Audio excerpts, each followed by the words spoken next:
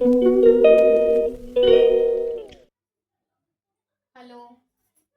So आली आहे फॅक्टरीमधून घरी आणि आता येऊन मला झालं एक 15-20 मिनटं झाले. सो सगळी तयारी करून ठेवली आहे. तुम्हाला पण दाखवते की मी आज काय काय करणार आहे ते. चिकन आणलं होतं अर्धा किलो, कारण तुम्ही सकाळी बघितलं माझ्या टिफिनमध्ये फक्त फोडणीची चपाती होती. त्याच्यामुळे सकाळी मी काय असं केलं नव्हतं, खूप घाई होती म्हणून. तर म्हटलं की आत्ता काहीतरी चांगला बेत करावा. त्याच्यासाठी मी चिकन आणलं आहे आणि या चिकनचं काय काय करणार आहे ते मी तुम्हाला दाखवते. सो सगळ्यात पहिले मी दाखवते मी मॅरिनेशन काय काय करून ठेवलं आहे.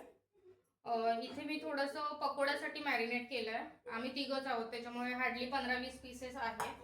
त्याच्यानंतर साधारण एक 250 ग्रॅम म्हणजे पाव किलो वगैरे चिकनचा खिमा करून ठेवला आहे आणि त्याला मॅरिनेट करून ठेवलं आहे. सो ह्याचा मी खिमा करणार आहे, ह्याचे पकोडे होतील. आणि इकडे थोडंसं सूपसाठी ठेवलं आहे, चैतन्याला आणि सूरजसाठी सूप बनवणार आहे. सो ते पण कुकरला लावून ठेवलं. आता सगळ्यात अगोदर काय करते, सूपला फोडणी घालते. सूप त्यांना खायला देते, आय मीन सूप पियाला देते त्यांना. आणि त्यांचं सूप होईपर्यंत मग बाकीचं मी खिमा फोडणी घालेन आणि मग त्याच्यानंतर गरम गरम पकोडे करेन. आणि आमच्याकडे इथे पराठ्याचं असं रेडीमेड पॅकेट्स मिळतात, म्हणजे फ्रोझन पराठे असतात. ते जस्ट तुम्ही शेकवले म्हणजे भाजले की होतं, दॅट्स इट. सो एवढा सगळा मग मी शक्यतो पराठे रेडीमेडच आणते आणि मग ते 1-2 मिनिटामध्ये ते भाजले की काम होऊन.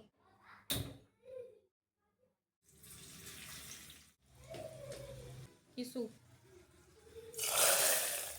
तुमचा मस्त स्मेल येतोय.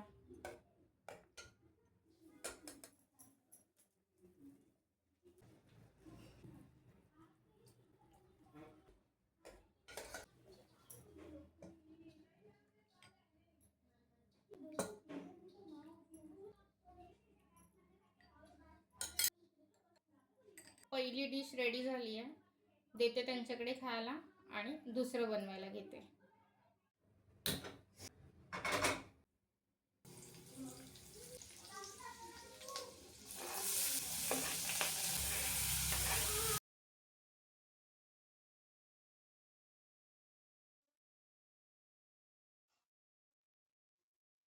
कांदा टोमॅटो मस्त फ्राय करून घेतलाय.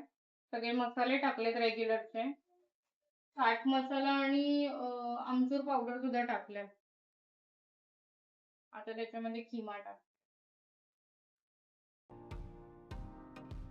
माहित नाही कसा करतात, मी तर फर्स्ट टाइमच ट्राय करते खिमा वगैरे. मी याच्या आधी कधीच खिमा नव्हता बनवला.